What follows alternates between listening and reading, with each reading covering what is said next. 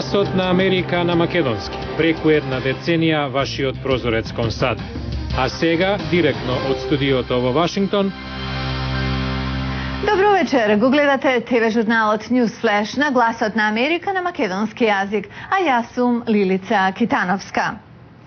17 лица, меѓу кои неколку деца, се убиени во самоубиствен напад во Пакистан на овој ден, празник во САД, Ден на трудот. Ова е и недела на водата во светот, што е тема на годинешната конференција во Стокхолм. А американскиот претседател неделава ќе објави нови даночни олеснувања за подобрување на економијата. Еве ги вестите. Пакистанската полиција вели дека бомбаш самоубиец детонирал експлозив во автомобил, убивајќи притоа, сега веќе поголема цифра, 19 лица и ранувајќи најмалку 40 лица во напад на полициска станица во северозападен Пакистан, каде што е упориштето на Ал-Каида и на Талибан.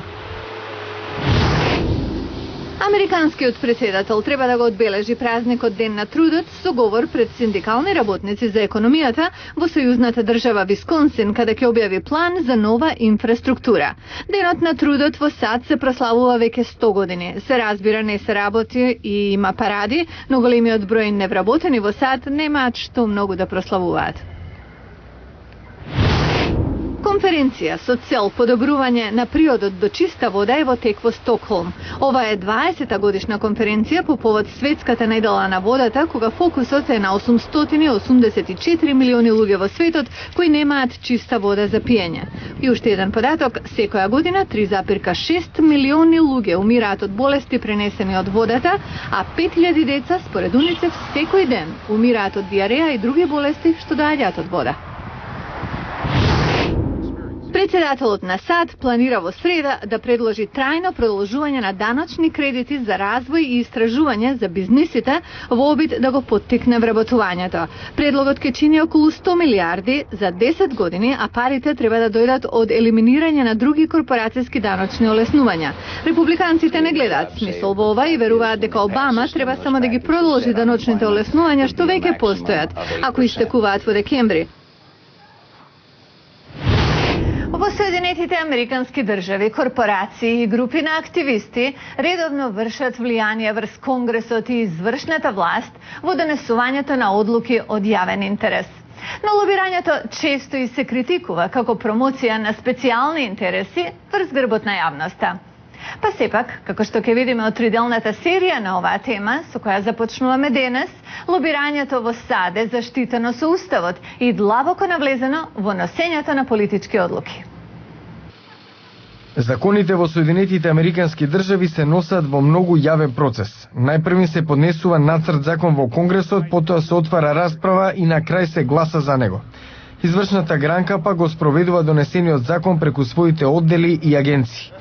Нормално поединците и организациите тангирани од законите сакаат да влијат при нивното создавање. Уставот на САД има одредби што дозволуваат лобирањето да биде дел од владиниот процес на донесување одлука.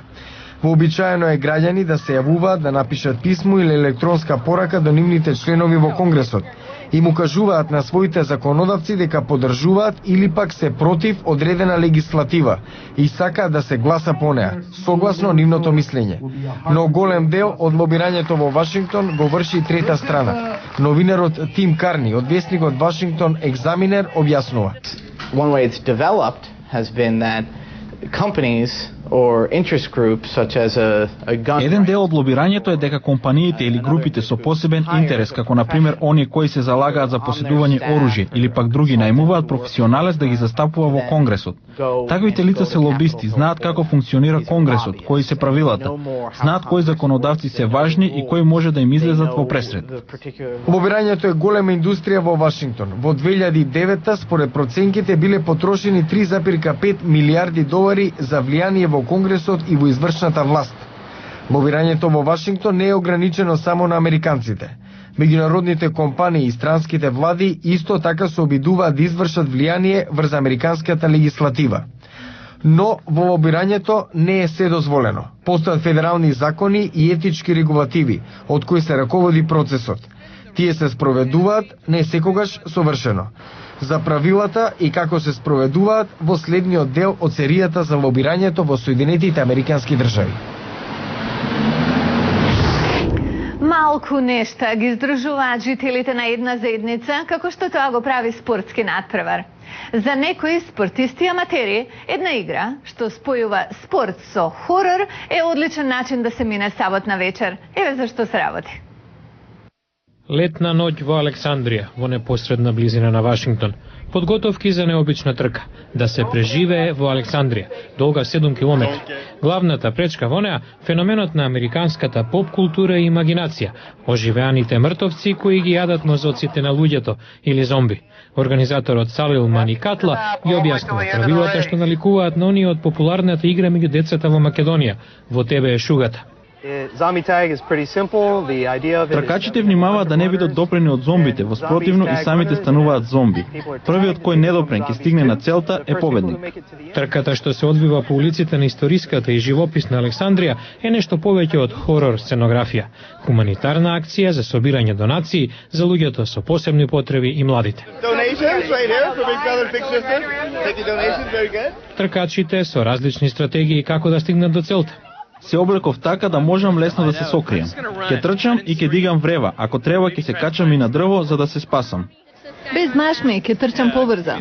Да, ќе ме остави зад себе. Сите се обидоа, но организаторот Енди Трен на крајот објави дека сите станале зомби. Никој не стасал на целта недопрен.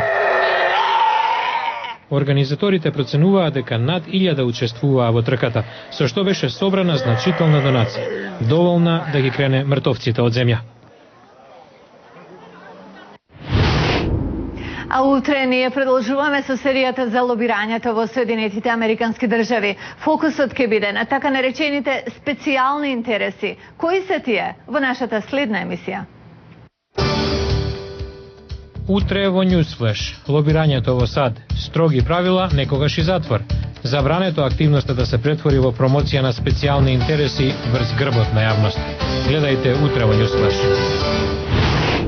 Ова беше Newsflash на Гласот на Америка на македонски јазик, а јас сум Лилица Китановска.